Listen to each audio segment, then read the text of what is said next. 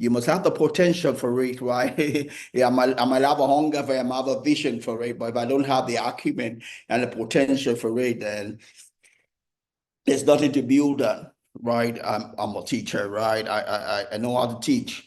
Have a physical acumen for teaching. Have a spiritual acumen for teaching. But I'm not there yet. So I'm getting better and better. It's my basic foundation that I'm improving on. I'm getting better at doing it. And not just stay on that. I'm a farmer also. Right. So I'm learning how to farm. Our farm is getting better every day. I have a vision for the future for our farm, and I have a hunger to make it reach that level, and that's pretty typical for everything that I do. I'm a recovering perfectionist, right? But I believe in excellence. Everything that I do needs to be top notch. That's just who I am, and that's what I do. So you must have a structured practice for it if it's going to happen. You can have all the dreams you want to do, but if you don't learn how to do it, you're not going to get there. That's a way. That's a way to do everything. That's a key to everything. There are no natural heart surgeons, just as there are no natural anything, right? There's nothing that you brought from heaven. You might have the acumen for it. You might have the genes for it because your parents were good in it, right? But it's not going to be your own except you lay hold of it by focus and practice. Focus and practice. Focus and practice. My father is a teacher, but I don't see any of my siblings teaching, right? But I've taken a hold of that. That spirit caught me, but it only caught me because I love doing it. I enjoy doing it, and I'm giving myself to build expertise in teaching, right? I love it. I love breaking things down. I've had an experience in my life that even makes me dedicate more into it. I've had an experience where I came into Christianity and I had a lot of ignorance, misunderstanding, confusions, and I promised God in 1985 that I'm going to do my part so that people that come after me will not go through the same thing that I went through. So I do what I do in this book club. I do what I do in my weekday prayer meeting where I teach and pray. I do everything that I do as I post every day as part of that commitment I made to the Lord in 1985, that I'm going to help people not to be as ignorant, confused, about instructions like I was, right? I was left on my own, I lost 1 year of school because of my confusion, but I made a promise that I'm going to help other people not to have to go through the same trouble, confusion that I went through. And that why how funny it is to be saying that, because this year makes 40 years of that commitment.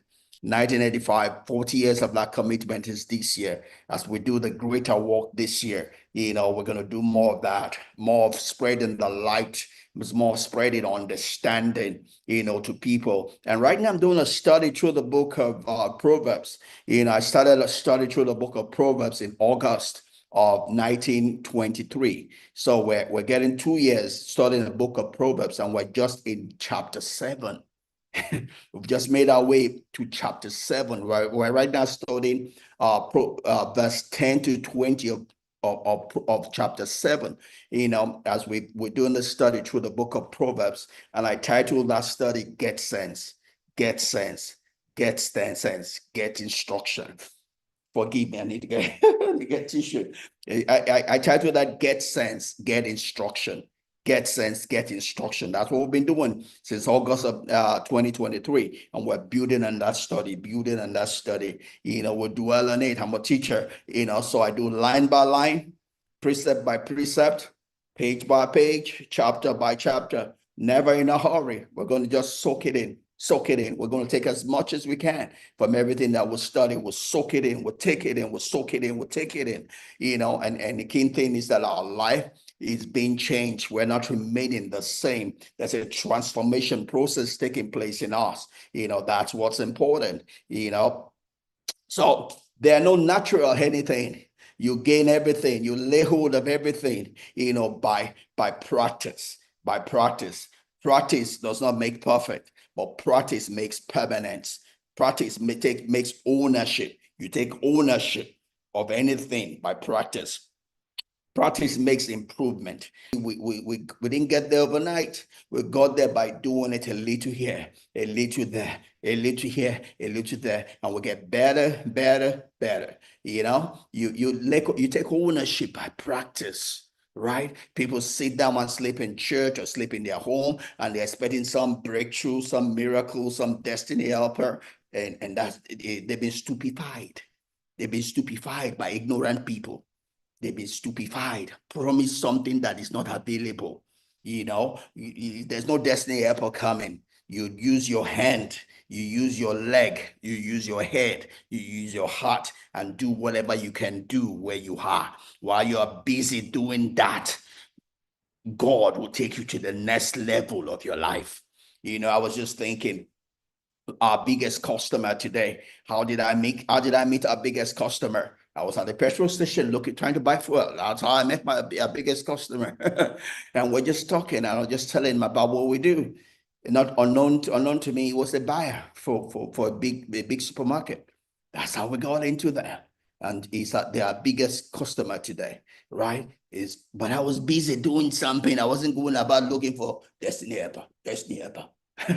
It was what I had in my hands that God used to bless me. God used to take me to the next level, right? You got to have something in your hand, and you keep on practicing and getting better at it. As you get better at it, it becomes a seed in the ground that will take you to your next level, that God will use to promote you, right? But do something. Stop sleeping in church. Stop sleeping at home. Stop sitting down on your bulk waiting for God to move. God already moved. The next move is yours. Move it. So everything comes by focus and practice. By practice, will take a hold of life. You're not going to rise to your goal. You're not going to rise to the height of your goal. You're going to fall to the level of your practice. Yes, it's good to have goals, but you must practice. You must exercise yourself. Your goals don't come by just having them. You have to step out and begin to execute, begin to practice, begin to exercise yourself in the area of your goal. Because what life is going to give to you is your practice, is the level of your practice. God will not bless you above that which you can handle, because it will be a curse, not a blessing, because it will kill you, right? Exercise yourself, expound yourself, make yourself big enough. Don't go to God with a teaspoon, go to God with a bucket. That bucket is your ability. Improve yourself, make yourself bigger, improve your value, your worth, make yourself bigger, expand your knowledge, expand what you can do, exercise yourself in the direction of your goal. Go learn something, not just learn it, practice, exercise yourself in it. As you practice and as you become good, better at it, God will throw the right thing in your path, right? So everything comes by focus and practice. Practice makes permanence and improvement. No one is going to invite you to the table of high performance. No one is going to invite you to the table of life.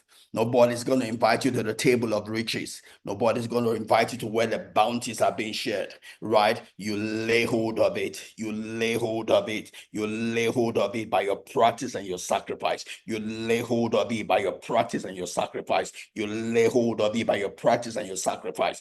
That's how you get it. That's how you become rich in life. That's how you enter into your wealthy large place. That's how you enter into your wealthy large place. By practice, by sacrifice, by practice, by sacrifice, by exercising yourself, not by destiny helper.